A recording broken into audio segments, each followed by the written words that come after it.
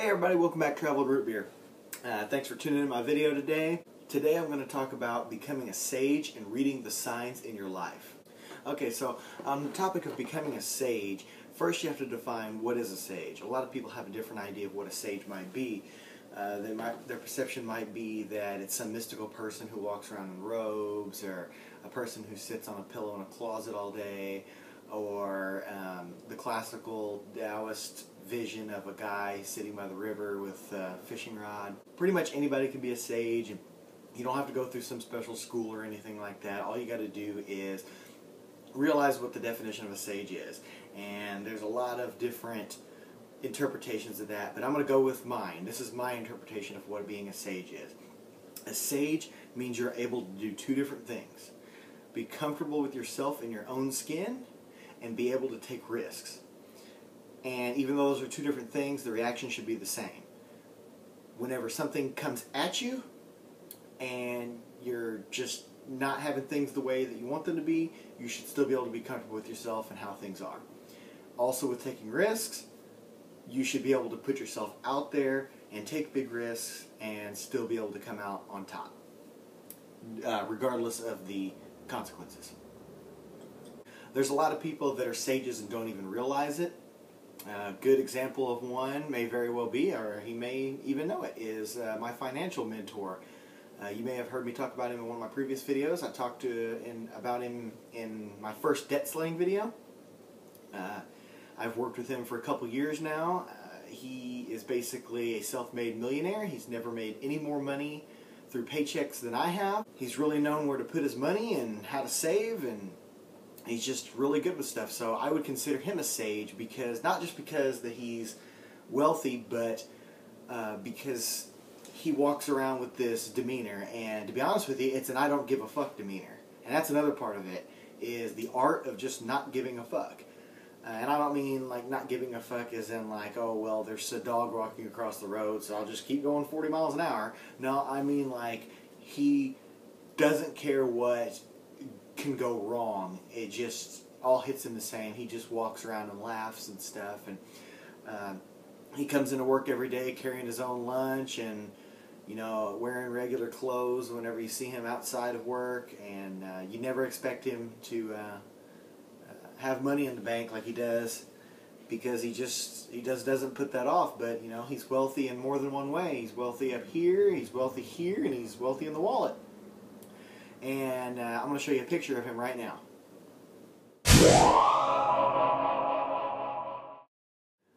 So anyway, being a sage is where you get yourself to a place where you can just walk through life and just enjoy things constantly, or at least the vast majority of the time, regardless of what's going on or what's going wrong. Being a sage also gives you the ability to see different signs in your life. And what I mean by signs is things that are around you that are directing you toward your goals and your ambitions. These things were called synchronicities by Carl Jung. I really want to recommend a book called Synchronicity, The Art of Coincidence, Choice, and Unlocking Your Mind by Kirby. I read that book a couple years ago, and it really helped me put a definition on what synchronicity is. I had experienced synchronicity before and didn't really know what it was, but synchronicity, like I said before, is basically different signs in your life that are supposed to help point you in the right direction, show that you're on the right track with what you're doing. And it's a really good book. Recommend it. Don't 100% agree with everything he says, but that's his spin on it. This is my spin.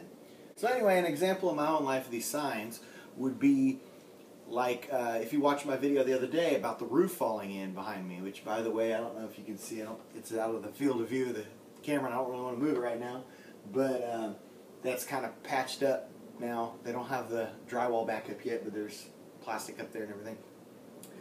That's a good example of, we decided to make a choice in our life whether we were going to stay here in this duplex we lived in for the last 14 months, or if we were going to move on and do something. And we obviously made a big decision that we're wanting to go travel for nearly a year, or maybe a year, or more than a year, whatever.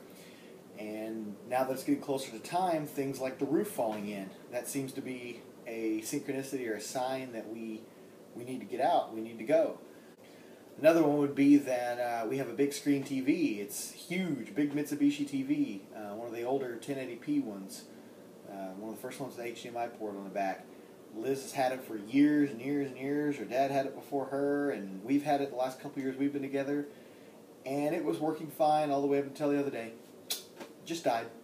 You know, coincidentally, just a couple weeks before we're not going to need it anymore. I mean, we were wanting to sell it, but, you know, well, we'll probably get a couple $100 out of it, and might still get $100 or so bucks out of somebody who wants to fix it. Liz had a good example of a sign in her life that she needs to keep moving, and that is that she found out the end of last year that she can only take vacations now when her dentist takes vacations.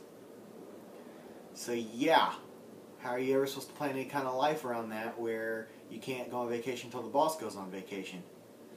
So that's a good example of her wanting to get out of that situation.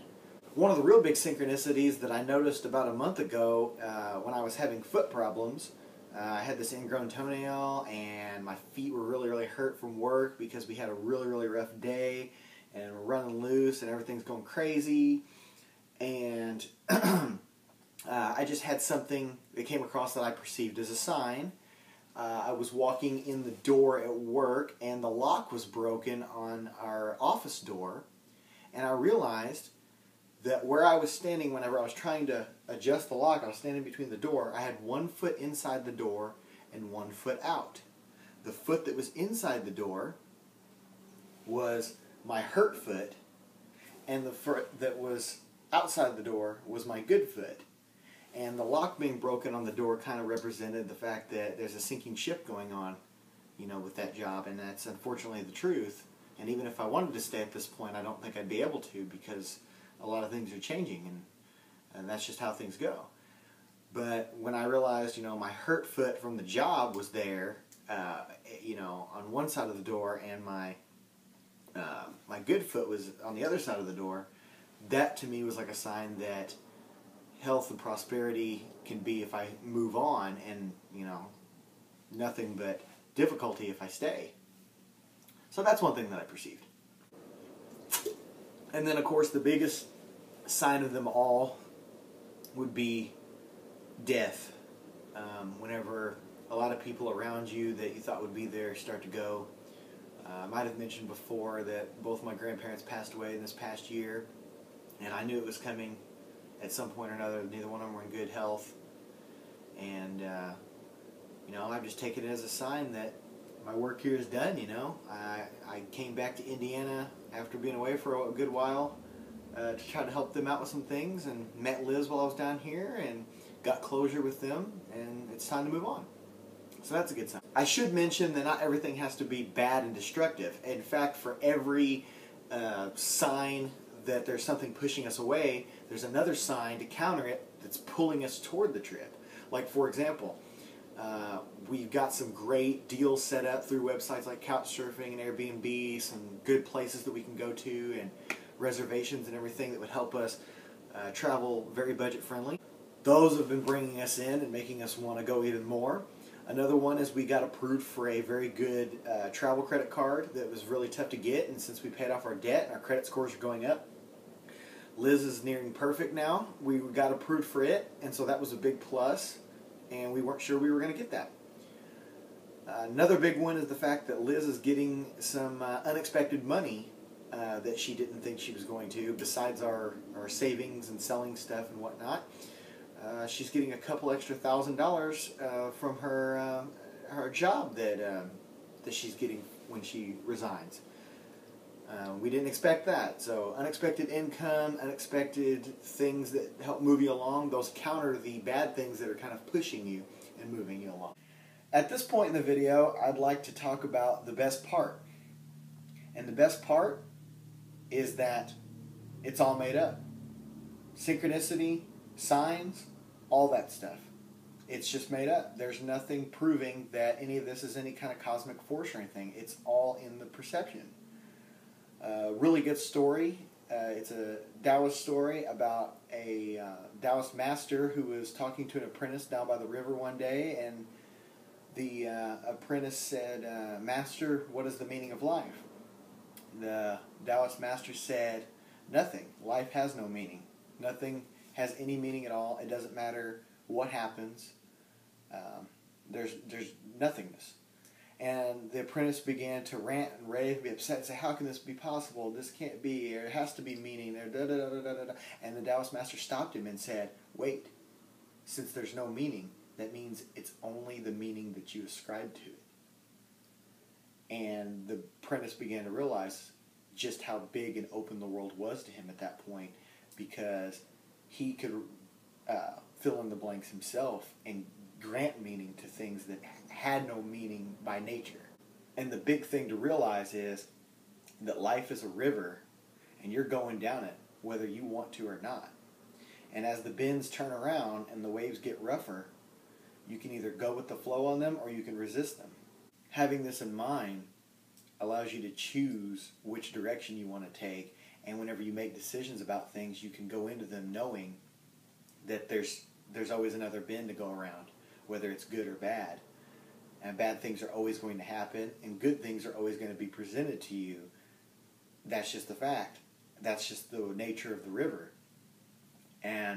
But you choose, the part you play is you choose whether it's a frantic mess or whether it's a smooth ride, and the decisions you make along the way, how much they'll impact those bends. So anyway, I'm going to stop this video and leave it on that note. I really hope you enjoyed this. I hope somebody got something out of this. And thank you for watching. Please like, comment, and subscribe.